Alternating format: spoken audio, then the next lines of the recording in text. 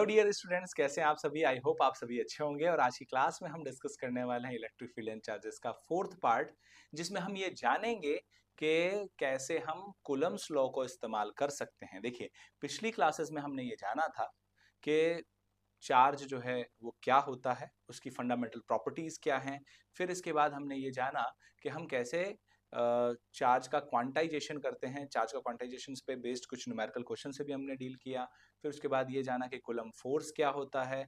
और coulomb force जो है वो एक मीडियम डिपेंडेंट फोर्स है, यानी मीडियम पे भी डिपेंड करता है, केवल चार्ज पे डिपेंड नहीं करता, मीडियम पे भी डिपेंड करता है।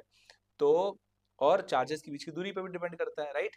तो जैसे ग्रेविटेशन फोर्स होता है ना, वो तो डिपेंड नहीं करता है किस पे, मीडियम पे डिपेंड नहीं करता है। ग्रेविटेशन फोर्स मीडियम पे डिपेंडेंट नहीं होता है, लेकिन इलेक्ट्रोस्टैटिक फोर्स या कह दो कूलम्ब फोर्स जो है वो मीडियम डिपेंडेंट होता है, जिससे हमने सीखा था कूलम्ब्स लॉ के अंदर, राइट।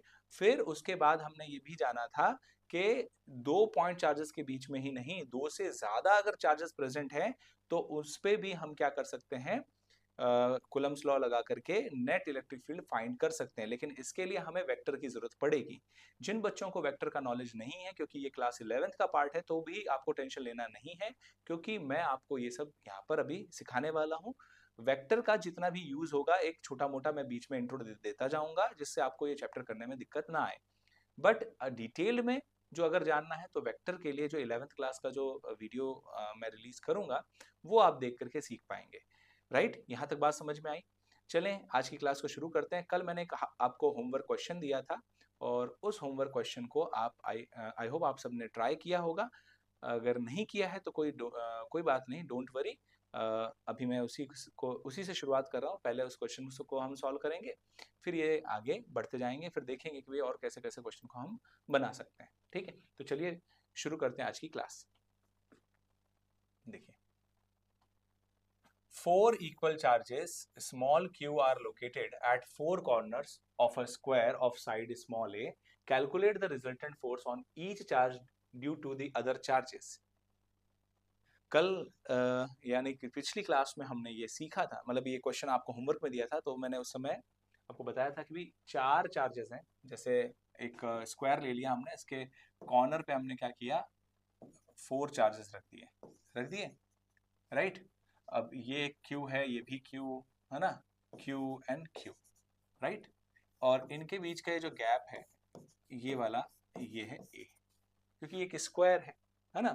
अब हमें क्या करना पड़ेगा कि कोई भी एक चार्ज चूज करना है, क्योंकि सारे आइडेंटिकल चार्जेस हैं। तो किसी एक चार्ज को चूज कर लो, ये जानने के लिए कि इस पे रिजल्टेंट फोर्स कितना लग रहा है।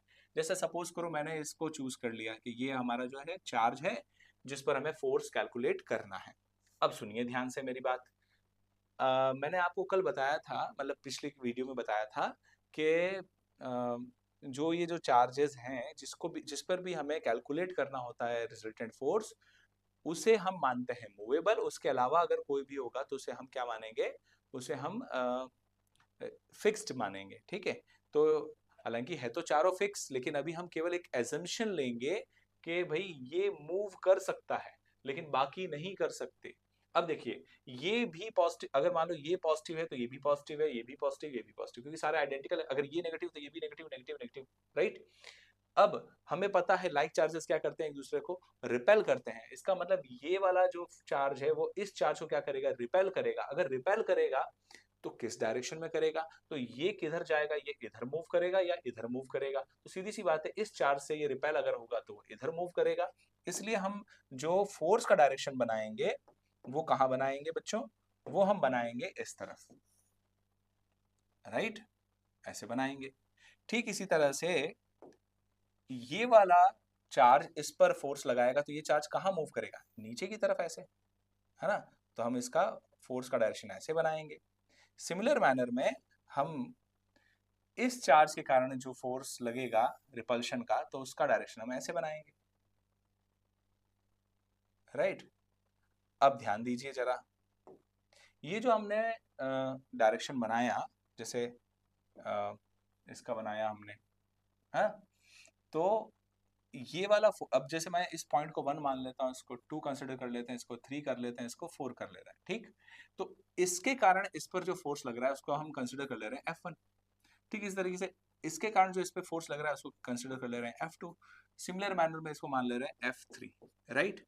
अब हमें पहले ये सोचना पड़ेगा कि यहाँ तक तो चलो ठीक है कि भाई यहाँ पे हमने डायरेक्शन बना लिया, लेकिन इनका रिजल्टेंट कैसे निकालें। अब जिन बच्चों को रिजल्टेंट नहीं आता निकालना, वेक्टर सम कैसे करते हैं नहीं आता है, तो कोई बात नहीं, अभी मैं सिखाने वाला हूँ, उसको थोड़ा सा ध्यान से समझें कि कैसे हमें करना है।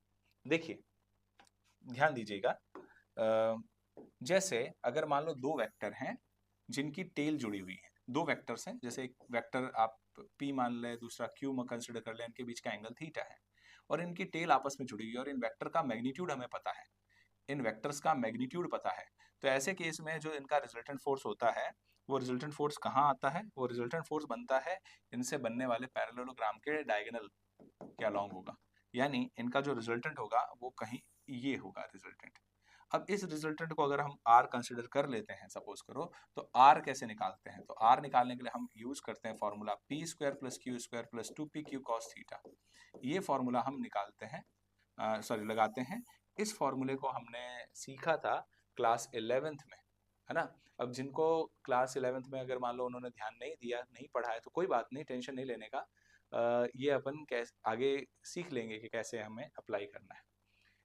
इसमें एक स्पेशल केस बता रहा हूँ। देखिए अगर दो वेक्टर अगर एक दूसरे के परपेंडिकुलर हो जाएं, जैसे ये एक वेक्टर है दूसरा वेक्टर है, एक दूसरे के परपेंडिकुलर अगर हो जाते हैं, जैसे सपोज करो ये P है और ये Q है, अब ऐसे केस में थीटा का वैल्यू हो गया है 90 डिग्री, इसलिए थीटा का वैल्यू यहाँ पर 90 डिग्री हो गया है, तो अगर मैं यहाँ पर 90 डिग्री रखूंगा तो cos 90 क्या हो जाता है 0, इस वजह से ये वाली टर्म तो हो जाएगी वैनिश, यानी कि अब जो रिजल्टेंट फोर्स होगा उसे हम कैसे कैलकुलेट करेंगे बच्चों, उसे कैलकुलेट करने के लिए हम क्या करेंगे कि ये जो हमारा रिजल्टेंट फोर्स है R, तो हम क्या करेंगे under root of p square plus q square करेंगे। तो ये चीज ध्यान रखना है, कब, जब दो वेक्टर परपेंडिकुलर हो तो उनका रिजल्टेंट निकालने के लिए हम दोनों का स्क्वायर करके ऐड कर देते हैं और उसका रूट ले लेते हैं। बस ये एक स्पेशल केस याद रखो, इसके थ्रू हम क्वेश्चन को कर पाएंगे, ठीक है।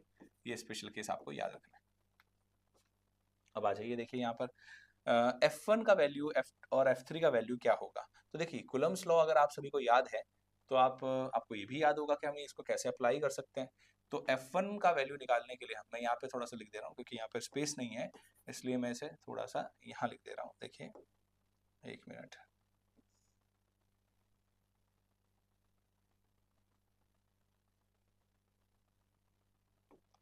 ये F1 का वैल्यू और F1 कैसे लिखेंगे, तो देखो इन दोनों के बीच का गैप कितना है, इन दोनों के बीच का गैप कितना है, वो है, इन दोनों के बीच का गैप है A, तो इसको अपन लिखेंगे पहले K Q upon A square. क्यों किया ऐसा, ये वाला चार्ज और यहाँ लिख दिया और इनके बीच का गैप जो था वो नीचे लिख दिया। ठीक इस तरीके से F3 निकालेंगे तो क्या लिखेंगे, ये दोनों का चेक करेंगे तो यहाँ लिखेंगे Q अपॉन इनके बीच का गैप, इनके बीच का गैप यहाँ से यहाँ तक A है तो A स्क्वायर लिख देंगे। लेकिन F2 लिखते समय आप थोड़ा सा ध्यान रखेंगे, F2 निकालने के लिए हमें सबसे पहले ये देखना पड़ेगा कि यहाँ से यहाँ तक का गैप कितना है, तो ये गैप है √2a, कितना है √2a है। इसलिए जब इसको कैलकुलेट करेंगे तो क्या आएगा Q अपॉन 2a स्क्वायर। अब कई बच्चों को नहीं समझ में आया होगा कि ये √2a कैसे आया है। देखिए पाइथागोरस थ्योरम आपने पढ़ा होगा, ये एक राइट एंगल ट्रायंगल बन रहा है ना, ये राइट एंगल ट्रायंगल। तो इस राइट एंगल ट्रायंगल में ये हाइपोटेनस हुआ और हाइपोटेनस को निकालने के लिए हम क्या करते हैं, जो बेस होता है और जो परपेंडिकुलर होता है इन दोनों का स्क्वायर करके ऐड कर देते हैं। तो अगर आप इसको a स्क्वायर और इसको भी a स्क्वायर को ऐड करें तो क्या हो जाएगा 2a स्क्वायर और उसका रूट लेंगे तो क्या आएगा √2a। तो इस तरीके से ये आया है। अब आपको डायरेक्ट याद रखना है कि अगर ये दोनों इक्वल आ जाते हैं एक राइट एंगल ट्रायंगल में तो हाइपोटेनस कितना होता है, हमेशा √2a होता है।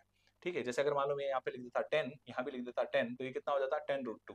अगर मैं यहाँ लिख देता 5, यहाँ लिख देता 5, तो यहाँ क्या आ जाता 5√2। यहाँ लिख देता 6, यहाँ 6, तो ये कितना हो जाता 6√2। समझ में आ गई बात, क्लियर है ना।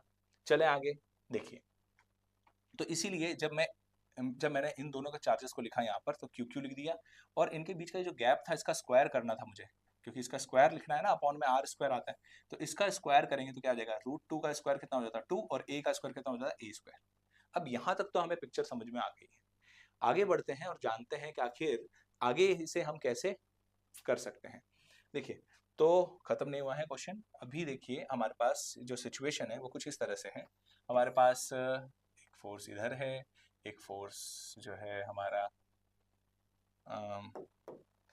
इधर है ना, और एक फोर्स जो है वो हमारा यहाँ है, कुछ इस तरह से है। अब इसमें से ये वाला जो फोर्स है ना F1 है, ये वाला फोर्स जो है F2 है, सॉरी F3 है, और ये वाला फोर्स F2 है, ये दे रखा है। अच्छा, अब पिछले वाले में वापस आ जाइए। देखिए यहाँ पर ये वाला एंगल कितना होगा, तो ये एंगल 45 डिग्री होगा और ये भी एंगल 45 डिग्री होगा। तो आप किसी को भी एक 45 मान लें, जैसे मैं इसको 45 डिग्री मान लेता हूँ, ठीक है। वर्टिकल अपोजिट एंगल, तो ये 45 तो ये भी 45, वैसे देखा जाए तो ये भी 45 है और ये भी 45 है, तो आप किसी एक को मान लें। तो ऐसे ही यहाँ पर आप लगा लो। तो मैंने क्या किया, यहाँ लगा दिया 45 डिग्री, यहाँ तक तो कोई दिक्कत नहीं है। ये एंगल बाइसेक्टर था ना, इसलिए अपन ने 45 लिया, क्योंकि जो स्क्वायर होता है उसके अंदर जितना भी इंटीरियर एंगल बन रहा होता है वो सब 90 डिग्री का होता है, और 90 का हाफ कितना होता है, 45 होता है। इसलिए हमने क्या किया, 45 डिग्री लिखा। समझ में आया? चले आगे देखिए इधर।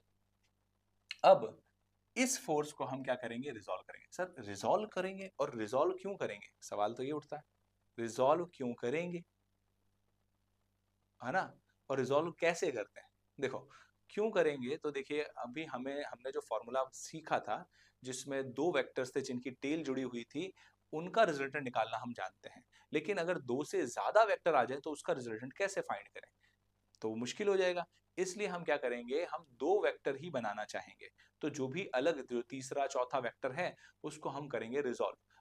तो अब एक नया सवाल उठता है कि सर हम रिजॉल्व कैसे करें, हम रिजॉल्व कैसे करें, क्योंकि समस्या तो ये है कि रिजॉल्व करने में कि अगर हम जैसे अपने पास यहाँ पर 3 है, तो इन 3 में से रिजॉल्व करना किसको है, तो इस 3 में से रिजॉल्व आपको करना है उसको जो ना तो हॉरिजॉन्टल है ना वर्टिकल है। जैसे ये ना तो हॉरिजॉन्टल है ना वर्टिकल है, तो इसे हमें रिजॉल्व करना पड़ेगा, ठीक है। तो हम इसको रिजॉल्व करने वाले हैं। रिजॉल्व करने का मतलब ये है कि हम इसको ऐसे समझो कि आप अब इसको स्प्लिट कर दे रहे हो ऐसे। जिन बच्चों को रिजोल्यूशन नहीं आता है वो यहाँ देख लें। देखिए अगर मान लो दो वेक्टर्स ऐसे होते हैं, दो वेक्टर नहीं, एक ही वेक्टर है, ये तो एक्सिस है, ये एक्स एक्सिस है, ये वाई एक्सिस है, ठीक है, और ये हमारा वेक्टर है। तो इस वेक्टर को रिजॉल्व करना है, जैसे मान लो ये वेक्टर है p, इसका मैग्नीट्यूड p है, इसका ये एंगल मान लो थीटा है, तो आप इसको रिजॉल्व करेंगे तो यहाँ पर ये वाली लंबाई आ जाएगी p cos थीटा, और इसके सामने जो आएगा यहाँ पर ये वाला, यहाँ से यहाँ तक ये हो जाएगा p sin थीटा। याद रखना है कि जो यहाँ मैग्नीट्यूड है वो लेना है, और जिसके साथ एंगल बना रहा है उस पर cos लिखना है, और उसके परपेंडिकुलर डायरेक्शन में अपने को साइन लिखना है। तो जिन बच्चों को नहीं आता था मैंने बता दिया है। अब आप यहाँ पर आ जाइए। देखिए इस जगह पर देखिए, इस वेक्टर को रिजॉल्व करना है ना, तो इसलिए हमने इसको डॉटेड कर दिया, देखो ऐसे ऐसे डॉटेड बना दिया इसको, ठीक है। अब इसको रिजोल्यूशन अगर अपन यहाँ देंगे तो क्या बनेगा, देखिए जरा, तो इसके साथ जुड़ जाएगा ये F2, लेकिन देखिए इस पर आता है cos, तो इधर आता है साइन, तो यहाँ आ जाएगा साइन 45 डिग्री, और ऐसे यहाँ पर आ जाएगा कितना, F2 cos 45 डिग्री आ जाएगा। अब साइन 45 cos 45 दोनों ही क्या होते हैं, 1/√2 sine 45 plus cos 45, sorry sine 45 and cos 45,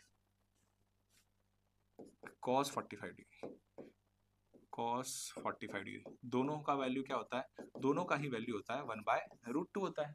इसका मतलब ये है कि मैं इसे ऐसे लिख सकता हूँ F3, और यहाँ लिख F3 और यहाँ लिख सकता हूँ प्लस F2/√2, क्योंकि cos 45 1/√2 है। ऐसे यहाँ पे भी लिख सकते हैं हम इसको F1 प्लस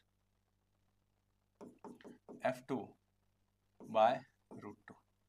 अब जरा देखिए F3 का वैल्यू क्या था, तो F3 का वैल्यू पिछली स्लाइड में आप देख सकते हैं कि यहाँ KQ²/A² है, और यहाँ भी KQ²/A², यानी ये दोनों सेम है, F3 और F1 और F3 इक्वल है। अगर इक्वल है तो यानी कि जो रिजल्ट इधर बनेगा वही रिजल्ट इधर बनेगा, सेम ही बनेगा। तो मैं यहाँ पे लिख दे रहा हूँ पहले KQ²/A² प्लस F2 की जगह लिख दे रहे हैं KQ²/2A², और ये अपॉन में जो √2 था वो भी लिख दिया हमने। ऐसे यहाँ पर लिख देते हैं KQ²/A² प्लस KQ²/2A² अपॉन में √2 लिख दिया। अब इसमें से कॉमन क्या आ रहा है, इसमें से कॉमन आ रहा है के क्यू स्क्वायर अपॉन ए स्क्वायर कॉमन आ गया, तो यहाँ से बच जाएगा 1 और यहाँ से बच जाएगा 2√2। सिमिलर मैनर में यहाँ भी आएगा सेम, के क्यू स्क्वायर अपॉन ए स्क्वायर, यहाँ से आ जाएगा 1 + 1 अपॉन 2√2, ये आ गया। अब ये वाली वैल्यू और ये वाली वैल्यू सेम है, यानी दो वेक्टर हैं जिनके मैग्नीट्यूड इक्वल है। देखिए ऐसे सोचो ना, भाई दो वेक्टर हैं, ये वाला भी x है और ये वाला भी x है, तो इनका रिजल्टेंट क्या आएगा, तो इनका रिजल्टेंट क्या आएगा, √(x² + x²। बताया था ना, दो परपेंडिकुलर अगर वेक्टर्स आ जाते हैं, देखिए यहाँ पे दो परपेंडिकुलर वेक्टर्स अगर आ जाते हैं तो हम उन दोनों को ऐड करते हैं ना ऐसे, और स्क्वायर करके और फिर रूट लेते हैं, तो इसलिए हमने ऐसा किया।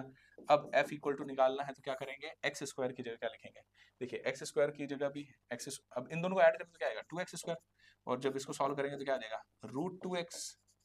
अब x की जगह क्या लिखेंगे हम, ये लिख देंगे पूरा इसको, क्योंकि हमने इसी को तो x मान रखा है यहाँ पे, तो इसलिए आ जाएगा √2 × KQ² अपॉन a², और यहाँ पर आ जाएगा 1 + 1 अपॉन 2√2।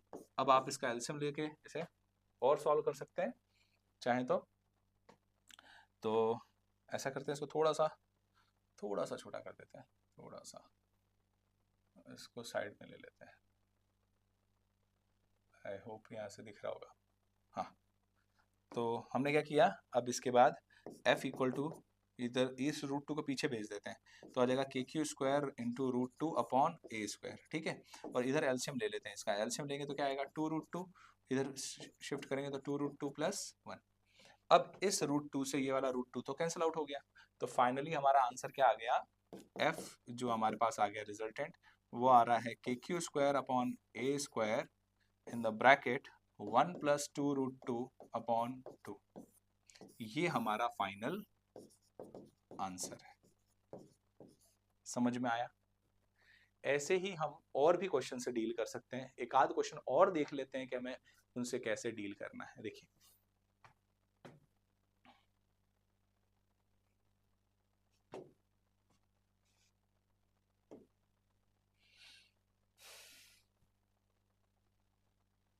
ठीक है, देखिए एक और क्वेश्चन लेते हैं, जैसे मान लेते हैं कि हमारे पास अब इस बार इक्विलेटरल ट्राइंगल है, ठीक है, ये बना दिया मैंने इक्विलेटरल ट्राइंगल, और इस ट्राइंगल के कॉर्नर्स पर, यानी यहाँ पर, यहाँ पर और यहाँ पर हमने 3 डिफरेंट चार्ज रख दिए, और ये जो डिस्टेंस है ये 10 सेंटीमीटर मान लेते हैं, ठीक है, ये भी 10 सेंटीमीटर। इस बार क्या न्यूमेरिकल वैल्यू के साथ करते हैं ताकि हमें चीज़ें समझ में आए।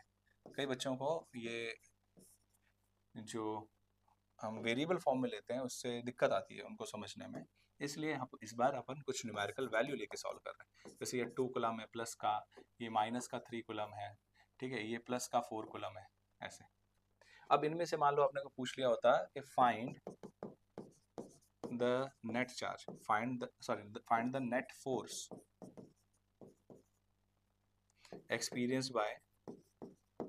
experienced by charge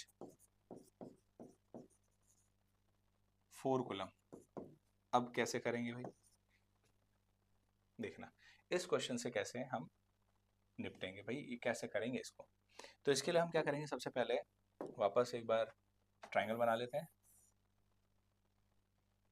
ट्रायंगल बना लिया, बनाने के बाद हमने क्या किया, इस पर चार्जेस का अजम्पशन कर लिया, जो भी चार्जेस है वो रख दिया हमने, यहाँ एक चार्ज, यहाँ भी एक चार्ज और यहाँ भी एक चार्ज। ये कितना है, प्लस का 2 कूलम है जिसको हम Q1 का मान लेते हैं, ये Q2 मान लेते हैं माइनस का 3 कूलम। अब 3 कूलम भी ले सकते हैं, 3 माइक्रो कूलम भी ले सकते हैं, that is up to you. अगर आपको ऐसे अभी तो यहाँ पर क्या कूलम में ही लिया हुआ है, अगर माइक्रो कूलम लिया रहता तो यहाँ 10⁻⁻6 भी लिखना पड़ता, ठीक है। देखिए यहाँ पे ये हो गया 4 कूलम, देखिए अब ये 10 सेंटीमीटर है, ये भी 10 सेंटीमीटर है और ये भी 10 सेंटीमीटर। अब आप सोचिए जरा कि इस पर फोर्स का डायरेक्शन बनाना है हमें, फोर्स का डायरेक्शन कैसे बनाए, देखना ध्यान से। अब हमें कौन सा लेना है चार्ज, इस ये वाला चार्ज, क्योंकि हमें इस पर फोर्स कैलकुलेट करना है। हमें किस पर फोर्स कैलकुलेट करना है, हमें जो फोर्स कैलकुलेट करना है वो इस चार्ज पे कैलकुलेट करना है। तो इसको पहले अपन ने मार्क कर लिया अलग, ठीक है। अब इस पर फोर्स निकालने के लिए हम ये सोचेंगे कि ये तो मूवेबल है, लेकिन इसके अलावा बाकी दोनों क्या है, रेस्ट पर हैं। अब देखिए जरा, ये पॉजिटिव है और ये पॉजिटिव है, तो पॉजिटिव पॉजिटिव एक दूसरे क्या करते हैं, रिपेल करते हैं, और पॉजिटिव और नेगेटिव एक दूसरे क्या करते हैं, अट्रैक्ट करते हैं। समझ में आ गई बात?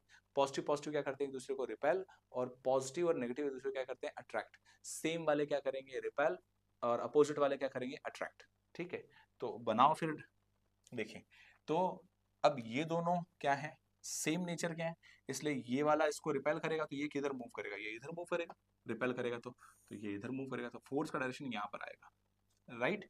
ऐसे ही सोचिए, ये वाला इसको अट्रैक्ट करेगा तो ये इसकी तरफ खींचा चला जाएगा, तो फोर्स का डायरेक्शन कहाँ आएगा, ऊपर की तरफ। फोर्स का डायरेक्शन कहाँ जाएगा, ऐसे ऊपर की तरफ। ठीक, अगर मान लो ये भी पॉजिटिव होता तो फोर्स का डायरेक्शन कहाँ जाता, ऐसे नीचे की तरफ आ जाता, राइट। चलिए, तो अभी यहाँ पे कितने फोर्स दिख रहे हैं हमें, हमें यहाँ पे दिख रहे हैं 2 फोर्स।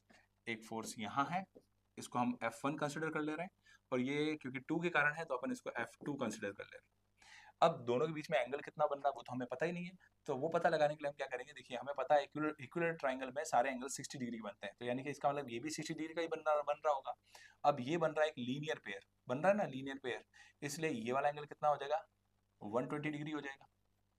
वापस बोल रहा हूँ, सुन लेना ध्यान से भाई, इक्विलर ट्राइंगल में ये वाला एंगल ले लो, ये वाला, तीनों ही कितने होंगे, 60 डिग्री के होंगे।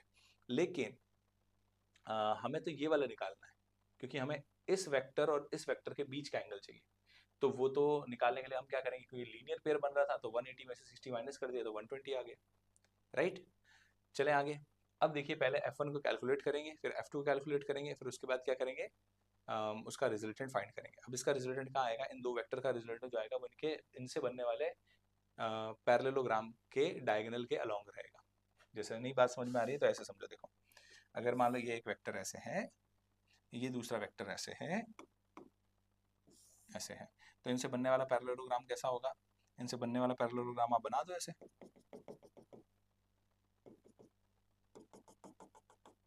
है ना। तो जो रिजल्टेंट आएगा वो इधर होगा, ये रिजल्टेंट होगा। समझ में आ गई बात, ये हमारा क्या हो जाएगा, ये रिजल्टेंट हो जाएगा। ठीक, अब हमें इसी का इसको पता करना है, तो पहले हमें F1 पता करना पड़ेगा, फिर हमें F2 पता करना पड़ेगा, उसके बाद इसका रिजल्टेंट पता करेंगे। अब F1 कैसे पता करें, देखो कैसे पता लगा सकते हैं, फॉर्मूला क्या होता है, F का फॉर्मूला क्या होता है, K Q1 Q2 bye R square होता है, यही फॉर्मूला होता है। तो यहाँ पर Q1 Q2 नहीं लिखेंगे ना, क्यों क्यों नहीं लिखेंगे, क्योंकि यहाँ पर Q1 Q2 नहीं है भाई। आप देखो किसके बीच में फोर्स लग रहा है, फोर्स लग रहा है Q1 और Q3 के बीच में, तो यहाँ पर क्या लिखेंगे, K Q1 Q3 अपॉन इनके बीच का गैप, वो तो 10 सेंटीमीटर है ना, उसको अपन R कंसिडर कर ले रहे हैं, तो यहाँ आएगा R स्क्वायर। ठीक इसी तरीके से F2 कैसे आएगा, तो F2 तो इन दोनों के बीच में लग रहा है, तो अपन क्या लिखेंगे, K Q2 Q3 upon R square, right. अब पहले कैलकुलेट कर लेते हैं, है ना, F1 को और F2 को आराम से, ठीक है। तो चलो चलते हैं नेक्स्ट पेज पे। तो पहले F1 कैलकुलेट कर रहे हैं, तो वो है K Q1 Q3 divided by R square. K का वैल्यू 9 इंटू 10⁻9, Q1 का वैल्यू कितना है, तो Q1 का वैल्यू कितना है, Q1 का वैल्यू 2 कूलम है, तो अपन यहाँ लिख देंगे 2, और Q3 का वैल्यू कितना है, देखो यहाँ पे Q3 का वैल्यू कितना है, 4 कूलम है, कितना है 4 कूलम, तो यहाँ लिख देंगे 4, सही, और R स्क्वायर यानी 10 सेंटीमीटर है, देखो R का वैल्यू जो है वो 10 सेंटीमीटर है, तो 10 सेंटी के लिए आ जाएगा 10⁻⁻2 मीटर। सेंटी मतलब क्या होता है, कल पहले बताया था ना, सेंटी मतलब 10⁻⁻2, मिली मतलब 10⁻⁻3, माइक्रो मतलब 10⁻⁻6, नैनो मतलब 10⁻⁻9। ठीक है, यही ज्यादातर काम आते हैं। आ जाओ इधर, तो सेंटी के लिए लिख दिया 10⁻⁻2, इसको सॉल्व करेंगे तो 10⁻⁻1 मीटर। तो R का वैल्यू कितना, हाँ चलो R का वैल्यू तो आ गया ना 10⁻⁻1 मीटर, यहाँ पे R स्क्वायर है, यानी इसका स्क्वायर करेंगे, इसका स्क्वायर करेंगे 10⁻⁻2 हो जाएगा। ये कितना हो गया, देखो मल्टीप्लाई कर दो, 4 2 ज़ा 8 और 8 9 ज़ा 72, और ये वाला -2 ऊपर जाएगा तो 10⁻11 बन जाएगा। तो इतना न्यूटन का फोर्स लग रहा है। इसी तरीके से F2 निकालेंगे। अब F2 किस पे लग रहा है, देखो जरा, F2 किस पे लग रहा था, इन दोनों पे लग रहा था। तो एक है माइनस का 3, दूसरा है 4। वापस सुनना ध्यान से, फोर्स कैलकुलेट करना है तो हमें उसका मैग्नीट्यूड, अभी तो हम सिर्फ मैग्नीट्यूड ही निकाल रहे हैं, फोर्स का क्या निकाल रहे हैं, मैग्नीट्यूड। तो हमें प्लस माइनस के इस सिंबल को भूल जाना है, हमें सिर्फ क्या ध्यान रखना है कि मैग्नीट्यूड कितना है। तो एक का 4 है, दूसरे का 3 है, तो 4 और 3 लेना है, ठीक है। तो यानी यहाँ पे लिखेंगे क्या, के Q2 Q3 upon are square, के की जगह लिख देंगे 9 इंटू 10⁻9। Q2 की जगह हम क्या लिखेंगे, Q2 की जगह लिखेंगे अपन 3, और Q3 की जगह लिखेंगे हम 4, और आर स्क्वायर यानी कि 10⁻−2 का स्क्वायर करेंगे तो -2 हो जाएगा। 4 दिए 12, 12 नमा 108, 108 इंटू 10⁻11 न्यूटन। 4 3 12, 12 9 108, राइट। ऐसे कर लिया कैलकुलेट। चलिए अब F1 F2 तो आ गया है हमारे पास, दो वेक्टर्स हैं, है ना। हमारे पास क्या है, दो वेक्टर हैं, ये वाला और ये वाला, ये F1 और ये F2। अब दिक्कत ये है कि ये वाला एंगल जो है वो 120 डिग्री है, तो हमें cos 120 चाहिए होगा। तो cos 120 को क्या लिख सकते हैं अपन, cos 90 + 30 लिख सकते हैं ASTC रूल के अकॉर्डिंग, है ना। क्लास 11th का टॉपिक है ASTC रूल। जिन बच्चों को नहीं पता है वो यहाँ देख लो केवल, कि जब 90 + थीटा लिखा हुआ रहे तो साइन, अगर बाहर साइन लिखा हुआ रहता है तो ही पॉजिटिव लेना है, अदरवाइज कुछ भी साइन और कोसेक लिखा रहे तो पॉजिटिव लेना है, अदरवाइज नेगेटिव ही लेना है। तो इसका मतलब इसका आंसर माइनस में ही आएगा। तो और यहाँ पर लिख देंगे 90 का बेस है तो साइन 30 कर देंगे यहाँ पे। साइन 30 कितना होता है, हाफ होता है, इसलिए यहाँ पे लिख देंगे 1/2। तो यानी cos 120 का वैल्यू कितना हो गया, माइनस का हाफ। कितना हो गया cos 120, माइनस का हाफ हो गया। यहाँ तक बात समझ में आ गई अच्छे से। आगे बढ़ते हैं, देखिए। तो रिजल्टेंट फोर्स निकालने के लिए हम क्या करेंगे, रिजल्टेंट फोर्स निकालने के लिए हम क्या करेंगे, अंडर रूट ऑफ F1 का स्क्वायर प्लस F2 का square plus 2 F1 F2 cos 120, ठीक। तो बस वैल्यू रखो और सॉल्व करो। F1 का स्क्वायर मतलब, अब देखो दिक्कत क्या आ रही है कि ये नंबर बहुत बड़े हैं और इसको सॉल्व करना थोड़ा सा मुश्किल टास्क हो जाता है, इसलिए इसको अपन थोड़ा सा और सिंप्लीफाई कर ले रहे हैं। 7 इसको लिख देते हैं 7.2 इंटू 10⁻12। पॉइंट को एक डिजिट, आप ये सोचो इसमें पॉइंट नहीं था, इसका मतलब पॉइंट सबसे पीछे था, उसको एक डिजिट आगे लाएंगे तो +1 कर देंगे तो 10⁻12 हो जाएगा। ऐसे यहाँ पर अगर मैं इसको एक डिजिट आगे लाऊंगा तो ये हो जाएगा 10.8 इंटू 10⁻12 न्यूटन हो जाएगा। अब आप एक काम कीजिए, देखो सब जगह 10⁻12 जो है ना ये कॉमन आ जाएगा, यानी कि आप इसको एक नया यूनिट मान लेना, कोई भी नया यूनिट मान लो इसको, चलो ठीक। तो अब क्या करना है कि जो नंबर है ना, केवल उस नंबर को यहाँ पे लिखना है, मतलब ऐसे कर रहे हैं, देखिए। देखिए इधर आ जाएगा 7.2 का स्क्वायर, फिर आ जाएगा 10.8 का स्क्वायर, फिर आ जाएगा 2 इंटू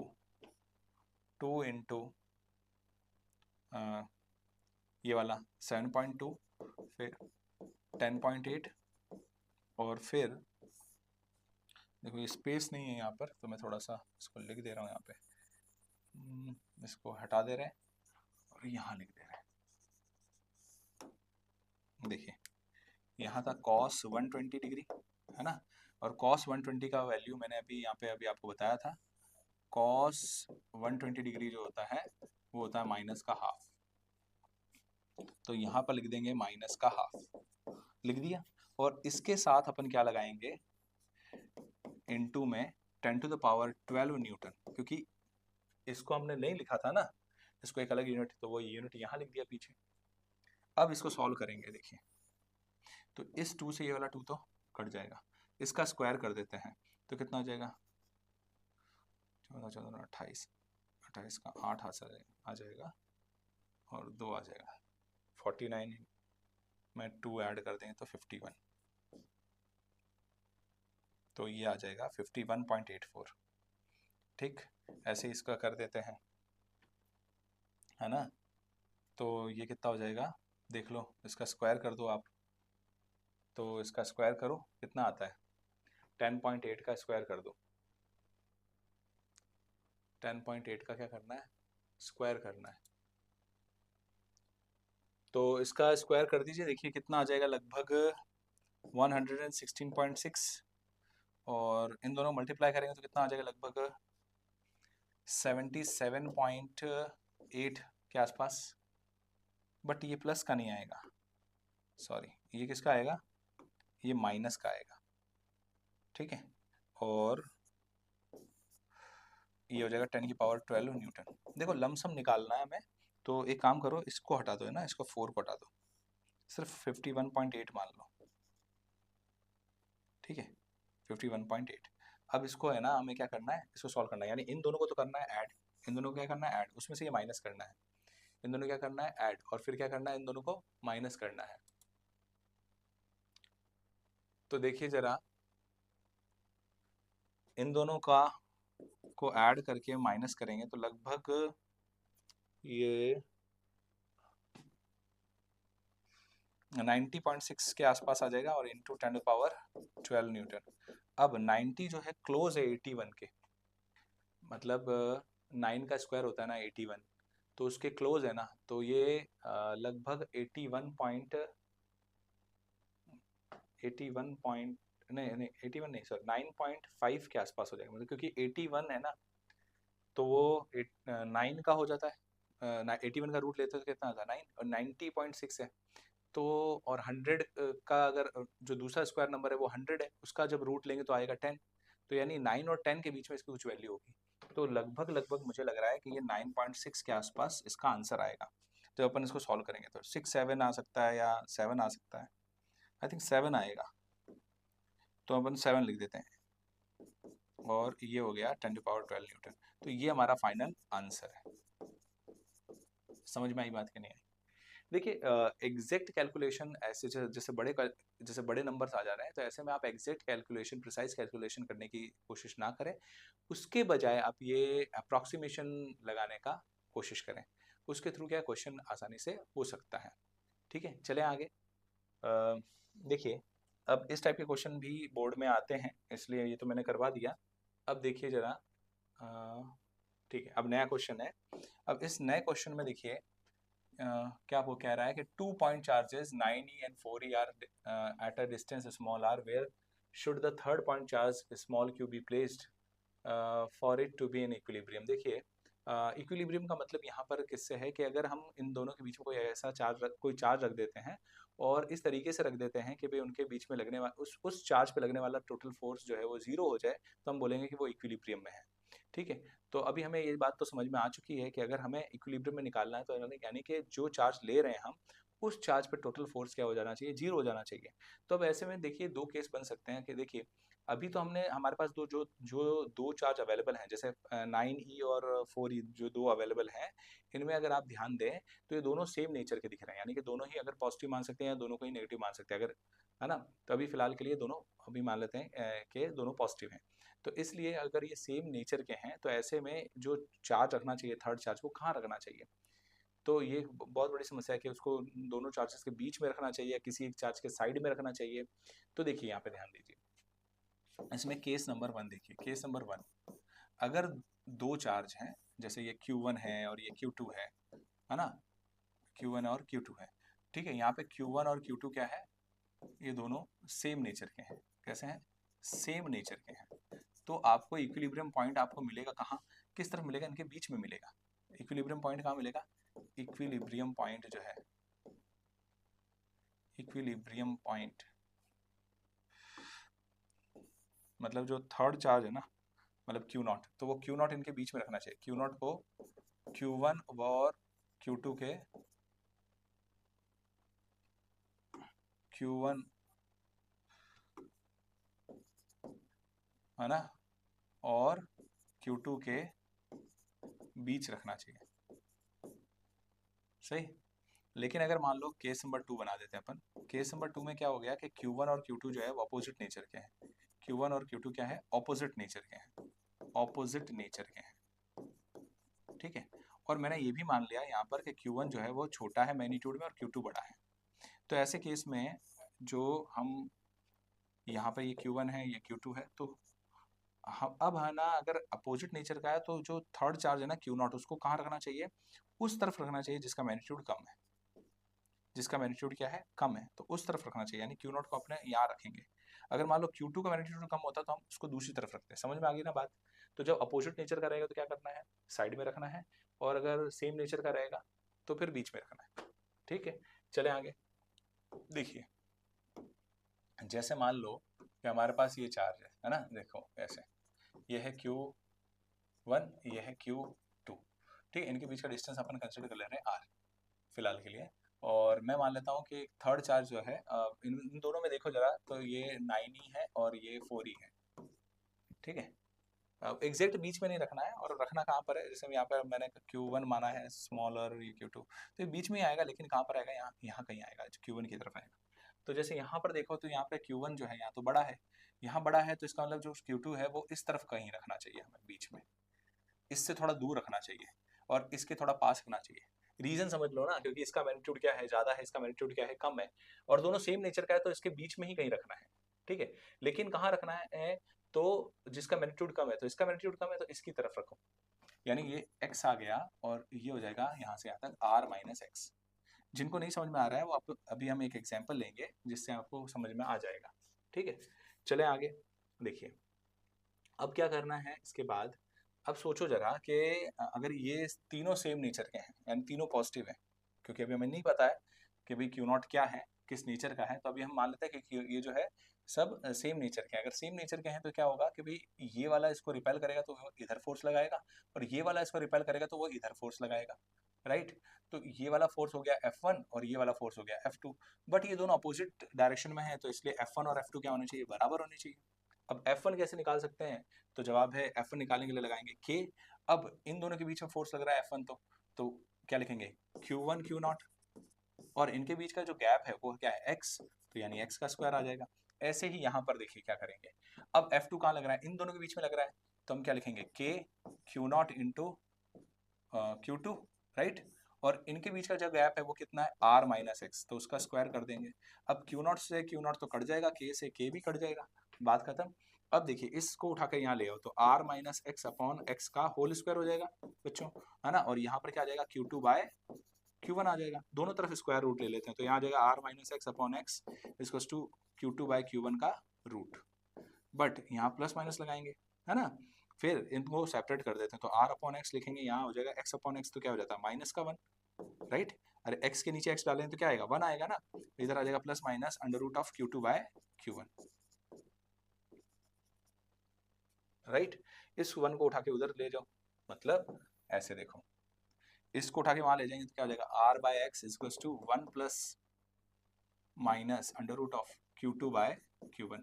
अब देखिए क्यों, हमें पता है कि ये ऑलरेडी बीच में मिल रहा है, तो आपको प्लस ही सिंबल लेना है काम में, ठीक है। तो 1 plus under root of Q2 by Q1, आप तो प्लस का सिंबल काम में ले लो, कोई टेंशन वाली बात नहीं है, ठीक है। अब इसको क्या करते हैं, उल्टा कर देते हैं, तो यहाँ आ जाएगा x बाय आर, तो यहाँ पर क्या आ जाएगा 1 अपॉन, ये पूरा आ जाएगा 1 plus under root of Q2 by Q1 आ जाएगा। इस r को उठा के दूसरी तरफ शिफ्ट कर दो, तो x का वैल्यू आ जाएगा r upon 1 plus under root of Q2 by Q1। देखो नहीं समझ में आ रहा होगा, कोई बात नहीं, मैं पीछे वाले पेज पे थोड़ा ढंग से लिख दे रहा हूँ, ठीक है, एक मिनट। हाँ ये देखिए, यानी हमारे पास जो x का वैल्यू आ रहा है वो r आ रहा है, r और अपॉन के अंदर 1 plus under root of Q2 by Q1 ये आ रहा है। अब Q2 का वैल्यू तो हमें पता है ना, Q2 का वैल्यू कितना है, Q2 का वैल्यू है 4e और Q1 का वैल्यू है 9e, तो इसको सॉल्व कर लेते हैं, तो e से e तो कट जाएगा, ये लो, और इसका रूट लें तो क्या आ जाएगा, 2/3 आ जाएगा, इसका एलसीएम ले लेते हैं, तो क्या आ जाएगा हमारे पास, 3 वन जा 3 प्लस 2 अपॉन 3, है ना, इसको सॉल्व कर लेते हैं तो क्या आ जाएगा r अपॉन 5/3, तो 3 ऊपर आ जाएगा, तो 3/5r, ये हमारा आंसर है।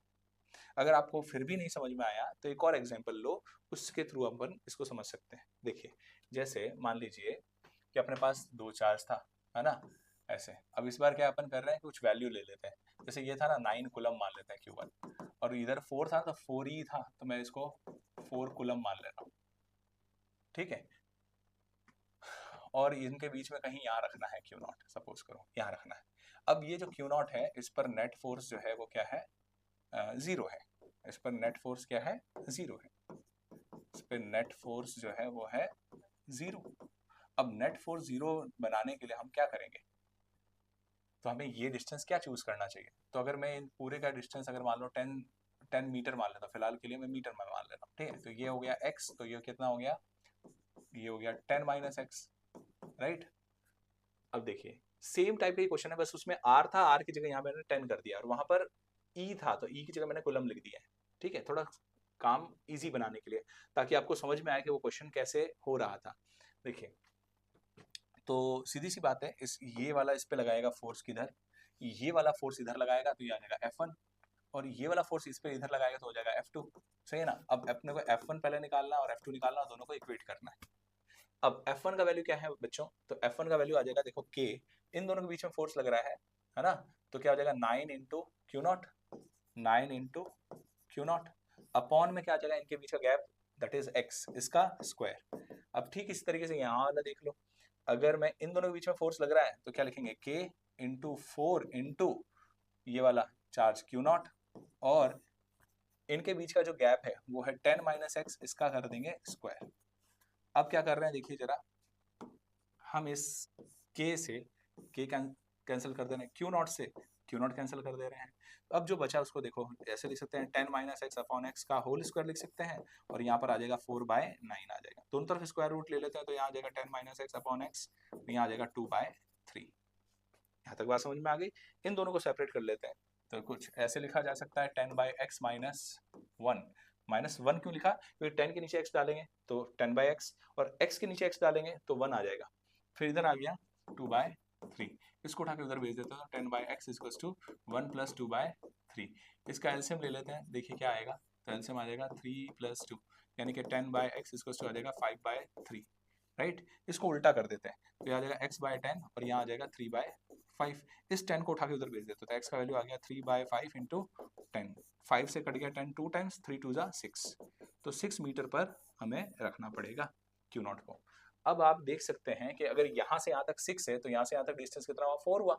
तो हमें क्या देखने को मिल रहा है, हमें ये देखने को मिल रहा है कि भाई मैंने क्या कहा था, जिसका मैग्नीट्यूड कम होता है उसकी तरफ रखना है। तो देखो ना ये डिस्टेंस 4 ही आ रहा है और ये डिस्टेंस कितना आ रहा है, 6 आ रहा है, हो गया ना प्रूव। तो समझ में आ गया कि नहीं आ गया, यहाँ से बहुत ही आसान है ये जो चैप्टर है, आसान है, बट हमें क्या, ये चीज़ों को थोड़ा समझते हुए चलना है, हिम्मत बना के रखनी है।